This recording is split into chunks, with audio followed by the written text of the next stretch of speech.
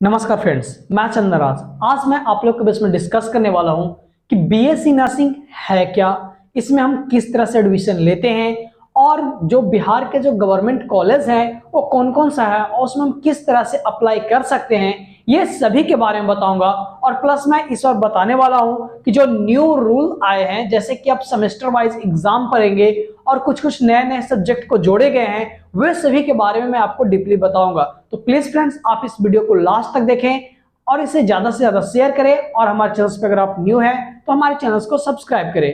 तो चलिए friend, starting से जानता हूं कि बीएससी नर्सिंग है क्या, इनमें कितना तक का आप जॉब हासिल कर सकते हैं और इसमें क्या क्या स्कोप है, ये सभी के बारे में बताता हूं।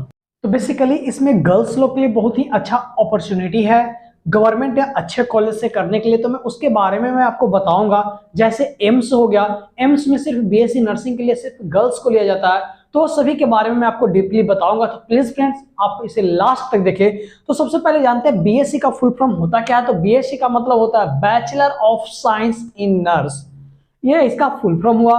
अब बात करते हैं कि इसमें जो कौन कौन कर सकते हैं बीएससी नर्सिंग, तो यह मेल और फीमेल दोनों के लिए है। तो और बात करते हैं कि जैसे कि नर्सिंग में क्या क्या काम करने पड़ते होंगे, ये सभी के बारे में बात करते हैं। तो मेनली जो होता है पेशेंट को केयर करना और डॉक्टर के साथ में काम करना, उनको हेल्प, जो चीज की जरूरत हो उनके साथ में काम करना, हेल्प करना, ये नर्सों का काम होता है। अब बात करते हैं क्वालिफिकेशन फॉर नर्सिंग के लिए कि बीएससी नर्सिंग के लिए क्या क्या चीज की जरूरत होती है, इसके बारे में बात करते हैं। तो सबसे पहला, आप 12th पास आउट होना चाहिए विथ सब कितना मिनिमम से 55% मार्क्स आपको होना चाहिए। बात करते हैं 12th में आपको कौन कौन से सब्जेक्ट होना चाहिए। तो पीसीबी मतलब फिजिक्स, केमिस्ट्री, बायोलॉजी, या फिर अगर फिजिक्स, केमिस्ट्री और एक्स्ट्रा में अगर मैथ लिए हुए हैं और एक्स्ट्रा जितने भी अदर सब्जेक्ट हैं, अगर ये मेन बायोलॉजी अगर मेन सब्जेक्ट में आपका है, तब आप इसको आप इजीली बीएससी नर्सिंग कर सकते हैं। सेकंड, बात करते हैं एज के बारे में। अगर आपका एज 17 से 35 इयर्स के बीच में है तो आप इसमें एडमिशन ले सकते हैं। और फिजिकली और मेंटली आप हेल्दी होना चाहिए। ये होते हैं क्वालिफिकेशन बीएससी नर्सिंग का फॉर्म भरने के लिए। तो हम बात करते हैं कि बीएससी नर्सिंग करने के लिए गवर्नमेंट कॉलेज भी होते हैं एंड प्राइवेट कॉलेज भी होते हैं। तो किसमें किस तरह से करते हैं वो सभी के बारे में बात करते हैं। तो सबसे पहले जानते हैं कि इंडिया के जो top most BSc nursing college है उनके नाम के बारे में जानते हैं। और फिर मैं बात करूंगा बिहार में जितने भी मेडिकल कॉलेज है जहां पे बीएससी नर्सिंग करवाए जाते हैं जो गवर्नमेंट के थ्रू, वो सभी के बारे में बात करूंगा। और प्राइवेट के थ्रू जो होते हैं उनके बारे में भी बात करूंगा और दोनों में डिफरेंसेस क्या क्या है वो सभी के बारे में बताऊंगा। तो जो इंडिया के जो टॉप मोस्ट कॉलेजेस हैं उनके बारे में बताते हैं। सबसे पहला है एम्स। जैसे कि बिहार में भी एम्स पटना है तो उसमें भी नर्सिंग के लिए करवाया जाता है। तो मैं शुरू में ही बोला कि गर्ल्स के लिए बहुत ही अच्छा अपॉर्चुनिटी है, क्योंकि एम्स में सिर्फ गर्ल्स लोग का ही एडमिशन होता है बीएससी नर्सिंग के लिए। तो इसलिए गर्ल्स लोग, अगर आप जब प्राइवेट में लेने से पहले आप एक बार जरूर इस फॉर्म को भरें और प्रिपेयर करके, अगर आप नीट ये सब दे रहे हैं तो आप इसको आप दे सकते हैं और इसको देकर आप बहुत ही अच्छा रैंक, मैं इसके स्कोप के बारे में बताऊंगा। जैसे कि आप टीचिंग में इससे जा सकते हैं या फिर किसी भी नर्सिंग असिस्टेंट के रूप में आप इसको वर्क कर सकते हैं। बहुत सारे नर्सिंग ऑफिसर है, सीएचओ का जॉब है, ये सभी के बारे में मैं आगे चल के बताऊंगा, तो आप लास्ट तक जरूर देखें। सेकंड है क्रिश्चियन मेडिकल कॉलेज। थर्ड है arm force medical college, NIMS university, Kasturba medical college and Guru Govind Singh Indraprastha university और केजीएमयू।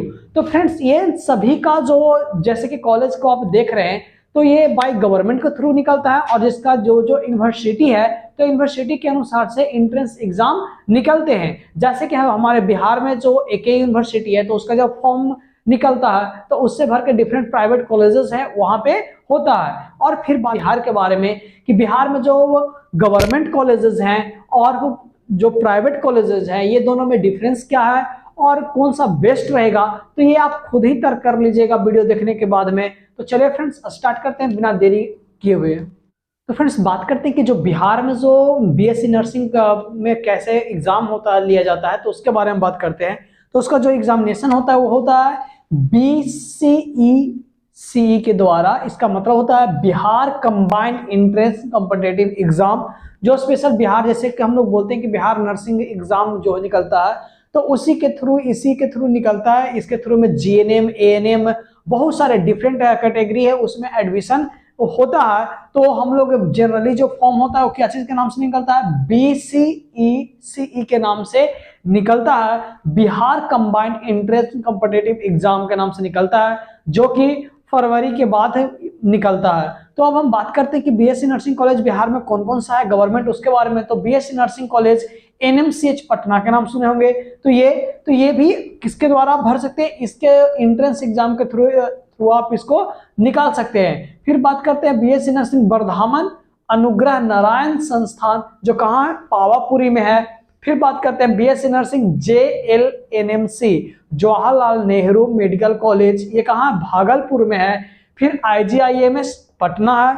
और फिर अनुग्रह नारायण मेडिकल कॉलेज, ये कहाँ पे, गया कॉलेज है। और एम्स बीएससी नर्सिंग, ये भी कहाँ, पटना है। तो फ्रेंड्स इसमें बता देता हूं कि जो अनुग्रह नारायण मेडिकल कॉलेज हो गए, जिसमें मैं सर्कल कर दे रहा हूं, अनुग्रह नारायण मेडिकल कॉलेज, ये भागलपुर हो गया, जेएलएनएमसी हो गया, या फिर जो आप एनएमसीएच पटना देख रहे हैं, या फिर बर्धामन, ये सभी गवर्नमेंट जो वेबसाइट है, जो मैंने बताया अभी, बीसीईसीई के द्वारा या इस कॉलेज में आप एग्जाम के थ्रू आप इसमें एडमिशन ले सकते हैं। बाकी जो मैंने बात किया आईजीआईएमएस के बारे में, तो आईजीआईएमएस का अपना आईजीआईएमएस एंट्रेंस एग्जाम के नाम से निकलता है फॉर्म, जो कि फरवरी के लास्ट मंथ तक उसका डेट क्लियर कर देता है कि कब आने वाला है फॉर्म। और एम्स बीएससी नर्सिंग, जो तो इसका भी एग्जाम का उसी तरह से फॉर्म निकलता है, एम्स बीएससी नर्सिंग के एंट्रेंस एग्जाम के नाम से इसका भी फॉर्म निकलता है। तो फ्रेंड्स ये दोनों अलग होता है, इसका अपना एंट्रेंस एग्जाम होता है। अब हम बात करते हैं प्राइवेट कॉलेजेस के बारे में। तो जैसे कि एके यूनिवर्सिटी के द्वारा, तो पटना इंस्टीट्यूट धनरुआ बीएससी नर्सिंग, और जितने भी अदर नेशनल कॉलेजेस हो गया, पाटलिपुत्रा बीएससी नर्सिंग कॉलेजेस हो गया, तो ये सब डिफरेंट है। जितने भी मैं नाम ले रहा हूँ ये सब क्या है, ये सब प्राइवेट कॉलेजेस हैं, जो कि टाई अप होते हैं। एक यूनिवर्सिटी जो एंट्रेंस एग्जाम निकलता है, तो वहाँ उसके जब हम एग्जाम देते हैं तो उसके थ्रू एडमिशन होता है। तो बात करते हैं फ्रेंड्स, जैसे कि मैंने बताया गवर्नमेंट कॉलेजेस के बारे में, अब हम बात करते हैं प्राइवेट कॉलेजेस के बारे में। तो बहुत सारे प्राइवेट कॉलेजेस हैं, जैसे कि अशोका नर्सिंग कॉलेज हो गया, फिर धनरुआ नर्सिंग कॉलेज हो गया, Pataliputra nursing college, Shri Sai nursing colleges हो गया। तो डिफरेंट बहुत सारे कॉलेजेस हैं, आप वेबसाइट पर जाकर चेक कर सकते हैं।